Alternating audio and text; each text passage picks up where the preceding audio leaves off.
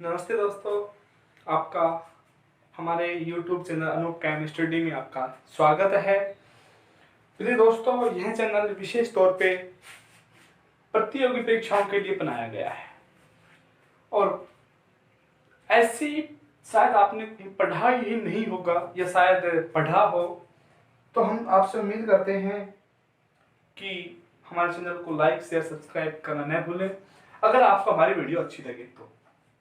Dear student, जो general science का topic चल रहा है पदार्थ की अवस्थाएं, हमने लास्ट वीडियो में दो अवस्थाओं को डिस्कस किया था, ठोस और द्रव का। ठोस जिसमें आकार और आयतन दोनों निश्चित होते हैं, उनके बारे में हमने बताया था। आकार आयतन निश्चित क्यों होता है, क्या कारण था, क्योंकि उनमें प्रबल अंतराणविक आकर्षण बल पाया जाता है, ठोस में विसरण नहीं पाया जाता। अब इनसे थोड़ी तुलना करें हम द्रव की, तो ठोस से कम आकर्षण बल पाया जाता है लेकिन गैस से अधिक पाया जाता है। अब दोस्तों, हम पदार्थ की अवस्थाएं आज तक हमने 3 पढ़ी होंगी, ठोस द्रव गैस, लेकिन 5 होती है। मुख्यतः 4 प्राकृतिक, 1 कृत्रिम है। जो प्राकृतिक अवस्थाएं 4 कौन कौन सी हैं? ठोस द्रव गैस प्लाज्मा। प्राकृतिक में कौन कौन सी आती है? ठोस द्रव गैस और प्लाज्मा। और जो कृत्रिम है, जो बीईसी बोलते हैं, बॉस आइंस्टीन कंडेंसर। तो अब हम तीसरी अवस्था लेके चलते हैं। तीसरी कौन सी? गैस।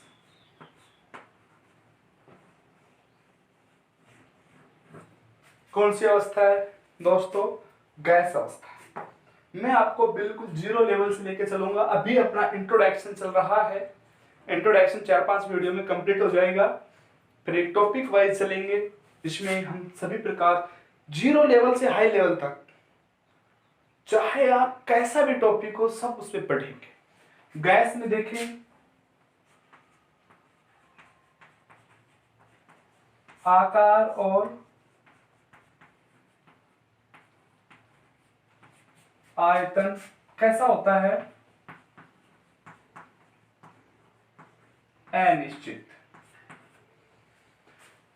आकार और आयतन कैसा होता है? अनिश्चित।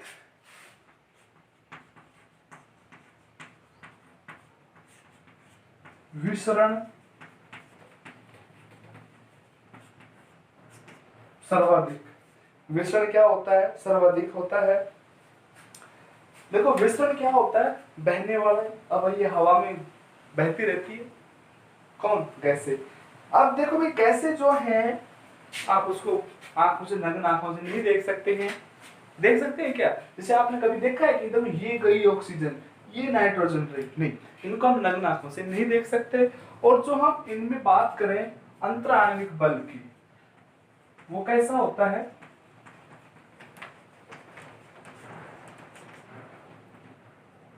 अंतराण्विक बल द्रव से कम होता है। अंतराण्विक बल क्या होता है? द्रव से क्या होता है? कम होता है। तो गैस जो हैं, इनका आकार अनिश्चित होता है, आयतन अनिश्चित होता है, और इनमें जो प्रबल अंतराण्विक आकर्षण बल है वो भी क्या है? कम है, द्रव से कम है। द्रव से कम है तो से ऑटोमेटिक कम होगा। अणु क्या होते हैं इसमें? दूर दूर होते हैं। अणु क्या होते हैं? दूर दूर।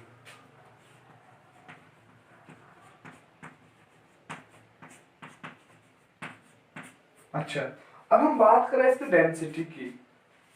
घनत्व क्या होता है? कम होता है। घनत्व क्या होता है? कम होता है।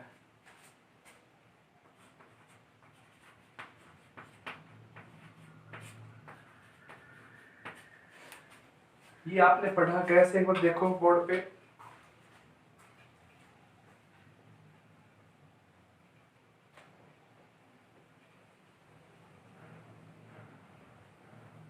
ओके, आगे हम चलते हैं। एक बात लिख लेते हैं, बहुत ही मजेदार बात है। वो बात क्या है? वो बात ये है कि जो गैस और द्रव हैं, गैस और द्रव,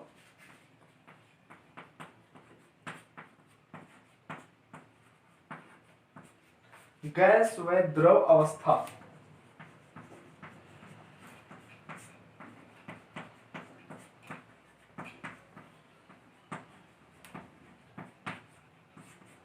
पात्र के अनुसार अपना आयतन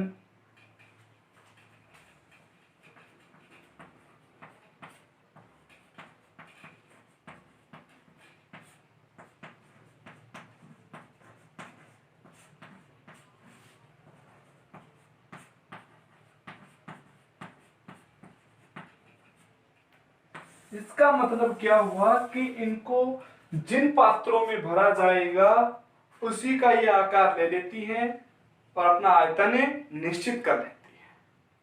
जिन पात्रों में गैस और द्रव को भरा जाता है ये उन्हीं पात्रों का आकार ले लेते हैं और अपना आयतन क्या कर लेते हैं, निश्चित कर लेते हैं। लेकिन गौरतलब ध्यान रहे कि द्रव का जो आयतन होता है वो कैसा होता है, निश्चित होता है।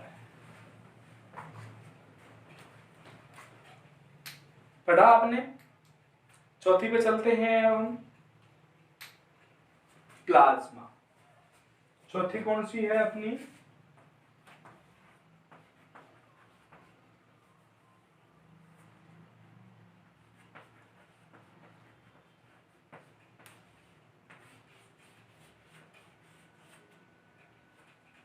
प्लाज्मा अवस्था। कौन सी अवस्था है?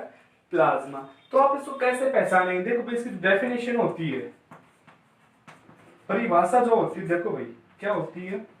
गैस को उच्च ताप पर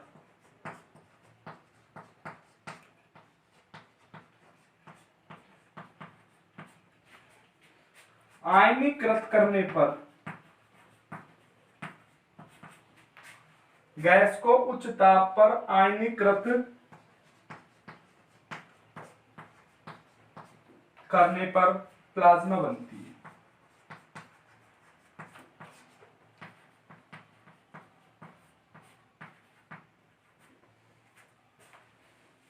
गैस को उच्च ताप पर आयनीकृत करने पर क्या बनती है? प्लाज्मा बनती है। तो अब आप एक चीज ध्यान दो कि जब यहां पर क्या हो रहे हैं, आयनीकृत, आयोनाइजेशन हो रहा है, तो आयोनाइजेशन हो रहा है तो ये जो इलेक्ट्रिसिटी है इसकी गुड कंडक्टर होगी या बैड कंडक्टर होगी। इट मींस उसकी चालक होगी या कुचालक होगी। तो जब गैस को हम हाई टेम्परेचर पे आयनीकृत करते हैं, आयोनाइज्ड करते हैं, तो आयोनाइज्ड करने पर यह विद्युत की क्या होती है? सुचालक। ये भी ध्यान रखना है।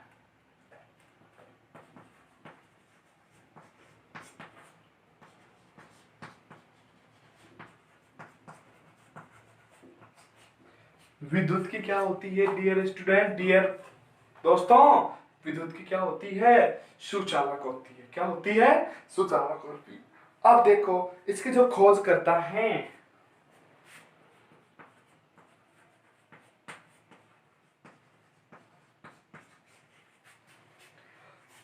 1879 में विलियम क्रूक्स।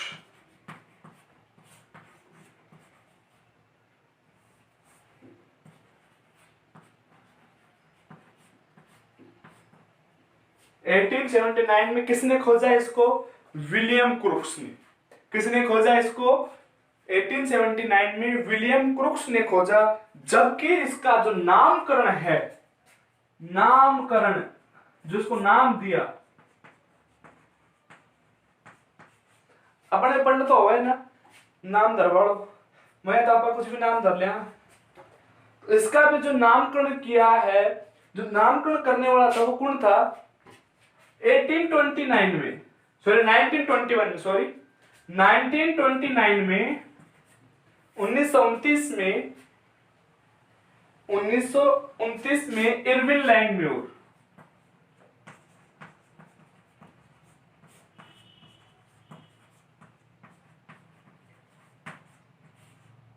इरविन लैंगम्यूर साइंटिस्ट थे जिन्होंने 1929 में इसका नोमेनक्लेचर किया। जो इसको डिस्कवर किया था, डिस्कवर करने वाले विलियम क्रूक्स थे 1879 में। प्लाज्मा क्या होती है? गैस को उच्च ताप पर जो आयोनाइज्ड करते हैं ना, आयोनाइज्ड, वो ही क्या है? प्लाज्मा अवस्था होती है। फ्लोरेसेंट ट्यूब जो होती है, जो प्रदीप्त ज्वाला के साथ जलती है, उनमें प्लाज्मा भरी होती है। आपने रामायण महाभारत सभी ने देखी होगी। रामायण महाभारत देखते हैं तो बादलों में देवता विचरण करते हैं, देखा होगा ना आपने। तो जब बादलों में विचरण करते हैं तो उनमें जो आधे दिखाई देते हैं ना, आधे तो उनके पैर तो वैसे जैसे ऐसा लगता है जो बादलों में धसे हुए हैं, जैसे उनके पैर ऐसा लगता है कि वो बादलों में धसे हुए हैं, लेकिन उनका ऊपर का हिस्सा दिखाई देता है। जो वो बादलों का जो गुब्बारा से दिखाई देता है, वही क्या है, प्लाज्मा है। वही क्या है, प्लाज्मा है। तो इसका एग्जांपल क्या हो गया, फ्लोरेसेंट। भाई द्रव को तो आप गैस का एग्जांपल कोई भी दे सकते हैं। जो प्लाज्मा का जो फ्लोरेसेंट ट्यूब होती है, फ्लोरेसेंट ट्यूब क्या होती है, जो प्रदीप्त ज्वाला के साथ जलती है, जिनका यूज ट्रैफिक जो होते हैं ना सिग्नल, जो सर्किल बोलते हैं, सर्किल पे नाइट में देखा होगा बहुत तेज ज्वाला के साथ वहां की लाइट जली हुई होती है, या फिर आपने मैदानों में देखा होगा बहुत तेज, जैसे वहां के जो ग्राउंड होते हैं दिन सा निकला होता है, तो उनमें जो प्लाज्मा भरी होती है प्रदीप्त ज्वाला के साथ जलती है। और जो ये आपने देखा होगा रामायण महाभारतों में जो देवता के आधे शरीर डूबे हुए दिखाई देते हैं, वो कौन सी अवस्था होती है, प्लाज्मा अवस्था होती है। कौन सी अवस्था होती है, प्लाज्मा अवस्था होती है। ध्यान दो एक बार।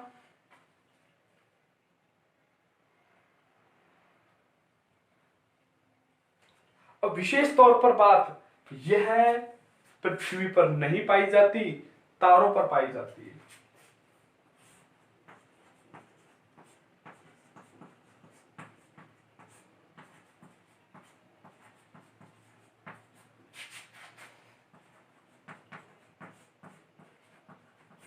कहां पाई जाती है, तारों पर पाई जाती है। गैस हो गया, प्लाज्मा हो गया, तारों में सन पे पाई जा सकती है। ठीक है, अब हम बात करें, इसको थोड़ा ध्यान दे लो इसको बस। प्लाज्मा अवस्था कहां पाई जाती है, तारों में पाई जाती है। नाम किसने दिया, इरविन लैंगम्यूर ने। खोज किसने की, विलियम क्रुक्स ने। ठीक है, ओके। अब हम बात करते हैं कौन सी अवस्था की, बी ईसी अवस्था की। कौन सी अवस्था की, बी ईसी अवस्था की। पांचवी अवस्था कौन सी है,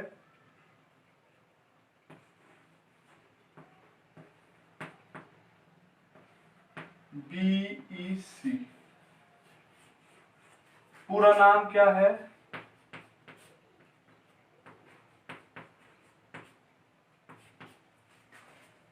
इसी में कंफ्यूज हो जाते हैं।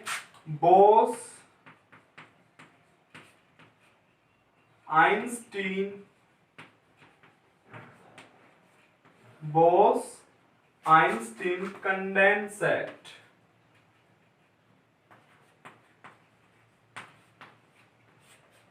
ठीक है, ये इसका पूरा नाम क्या नाम है, बोस आइंस्टीन कंडेंसेट। खोजकर्ता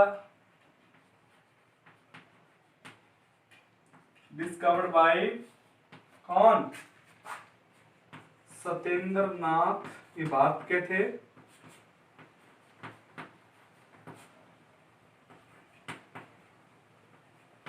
बोस व आइंस्टीन। किन्होंने खोजा था इसको, सत्येंद्र नाथ बोस व आइंस्टीन ने खोजा था इनको। और सत्येंद्र नाथ बोस ने एक खोज की थी जिसका नाम था हिग्स बोसोन कण, जिसे ईश्वरीय कण भी कहा गया। अर्थात ये कहा गया कि ब्रह्मांड की उत्पत्ति इसी कण से हुई है, कि ब्रह्मांड की उत्पत्ति इसी कण से हुई है, हिग्स बोसोन कण से हुई है। अब यदि हिग्स बोसोन कण को कम ताप पर रखें, हम कहां रखें, कम ताप पर रखें, कैसी है ये, कृत्रिम अवस्था है।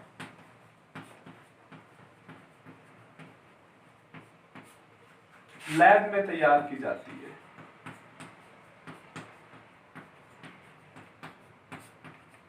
ठीक है, अब ये भाई जो अपने साइंटिस्ट थे सत्येंद्र नाथ बोस, उन्होंने खोज की थी हिग्स बोसोन कण की। किसकी खोज की थी, हिग्स बोसोन कण की, जिसे क्या बताया गया था, उसे ईश्वरीय कण नाम दिया गया था। क्या नाम दिया था, ईश्वरीय कण नाम दिया गया।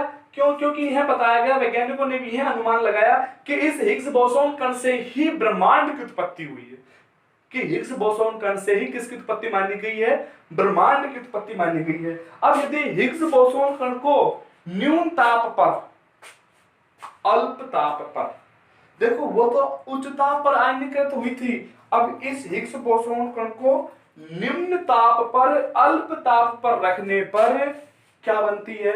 बीईसी बनती है। देखो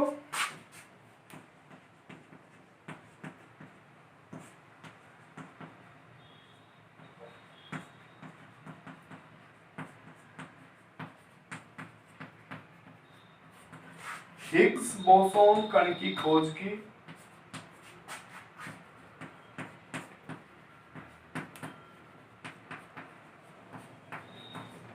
जिसे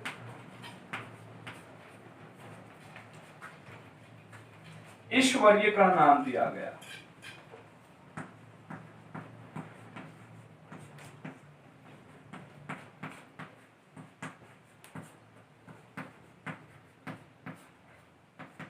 क्या नाम दिया गया? ईश्वरीय कण, अर्थात ब्रह्मांड की उत्पत्ति का आधार माना।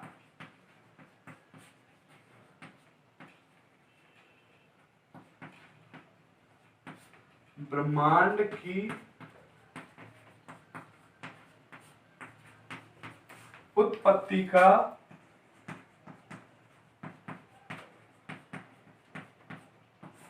आधार माना। किन्हें माना भाई? कौन थे? वैज्ञानिक थे। वैज्ञानिक ने क्या माना कि ब्रह्मांड की उत्पत्ति इस हिग्स बोसोन कण से ही हुई है। कि भाई जो बीईसी है इसकी जो निर्माण होता है वो कैसे होता है? देखो हिग्स बोसोन कण को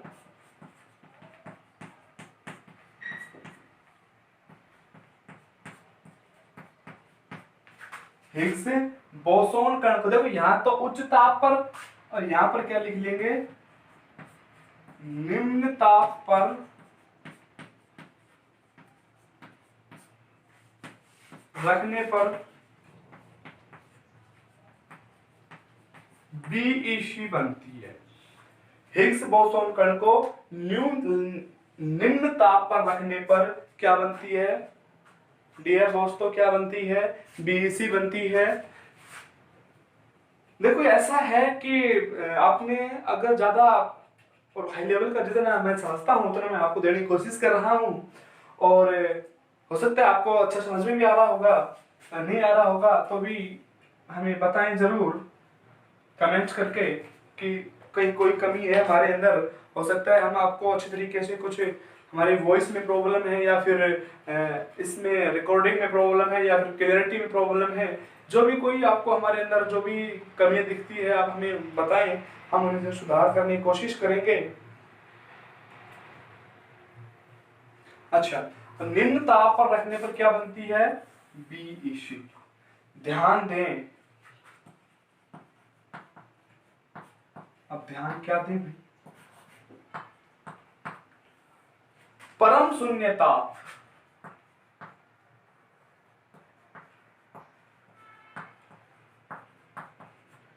परम शून्य ताप किसे कहा जाता है भाई?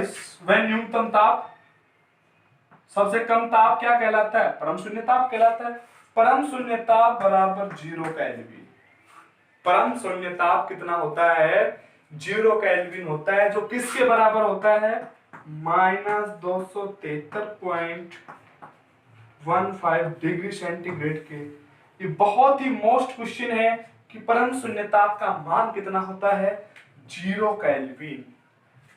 बोले तो -273.15 डिग्री सेंटीग्रेड। और एक और ध्यान देवें क्या कि केल्विन का मान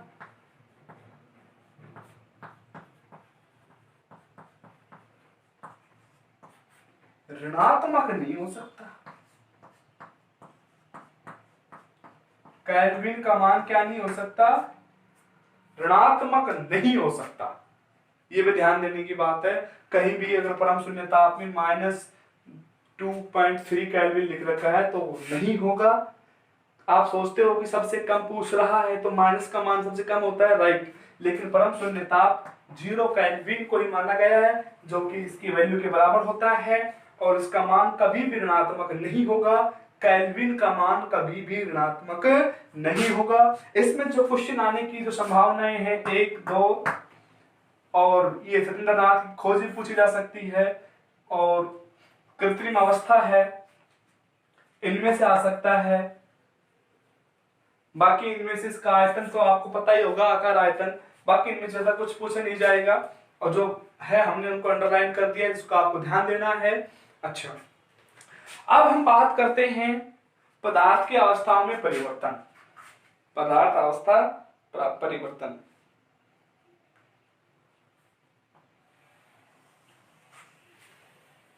देखो भाई, अवस्था परिवर्तन,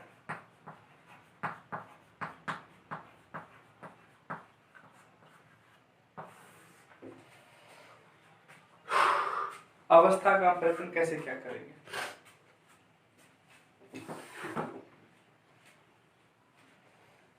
यहां पर हम लिख देते हैं गैस, और यहां पर लिख देते हैं हम ठोस, और यहां पर लिख देते हैं हम द्रव, और यहां पर लिख देते हैं हम प्लाज्मा। चारों अवस्थाएं लिख दी हमने। एक बार ध्यान से, सभी को दिख रही है क्या?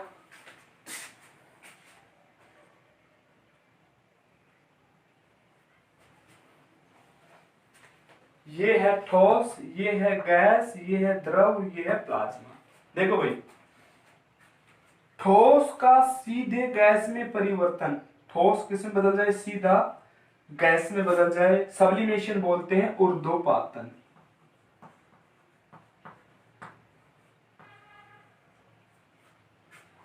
ध्यान दिया आपने? ठोस सीधा किस में बदल जाए? गैस में। क्या हुआ? ऊर्ध्वपातन। क्या हुआ? ऊर्ध्वपातन। जैसे आपने देखा वो कपूर का यूज करते हैं हम घर पे, तो हम देखते हैं जब उन कपूर को कपड़ों में रख देते हैं, तो कपड़ों में रखने के बाद हम देखते हैं कि वो पता नहीं कहां चले जाती है, सिर्फ उसकी स्मेल रहती है। और जब हम उन कपूर से निकाले हुए कपड़ों को पहनते हैं, तो हमारे जो नजदीक या जो हमारे पास है प्राणी, वो कह देता है आज तो तुम्हें संदूक से, बक्से से, कहीं से भी आपने कपड़े निकाले, क्यों? भाई कपूर की महक आती है। देखा होगा ना आपने, क्योंकि वो कपूर ठोस से सीधा किसी पदार्थ, किसी भी ठोस पदार्थ का ठोस अवस्था सीधे गैसीय अवस्था में परिवर्तन क्या होता है? ऊर्ध्वपातन होता है। गैस का ठोस में निक्षेपण,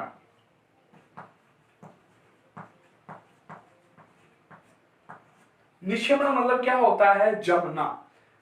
प्रेसिपिटेट बोलते हैं इसको, पीपीटी बोल देते हैं, इसका जमना, जमाव होना। जैसे आपने देखा होगा आयरन पर जो लोहे का टुकड़ा होता है, उस पर जो नमी होती है, आर्द्रता होती है, वायु गैसीय कण होते हैं, वो सब जमा हो जाते हैं और जल का निर्माण कर देते हैं। ठोस से द्रव, देखो ठोस से द्रव, देखा आपने? ठोस से कहां आ रहे हैं हम? द्रव पे। तो ठोस से द्रव आ रहा है तो गल रहा है ना, पिघलना, जिसको हम बोलते हैं गलनांक। किसी पदार्थ को दिया गया वह ताप, जिस ताप पर कोई वस्तु ठोस से द्रव अवस्था में परिवर्तित होनी शुरू हो जाती है, वो उसका गलनांक कहलाता है। द्रव से ठोस, द्रव से ठोस, दिख रहा है आपको सभी को? द्रव से जो ठोस होता है वो होता है हिमांक, जमना। क्या होता है?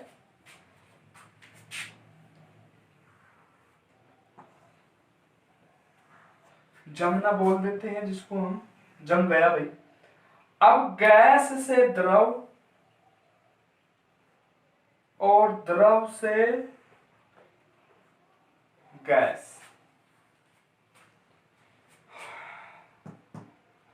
गैस से द्रव संघनन, इसको हम क्या बोल देते हैं?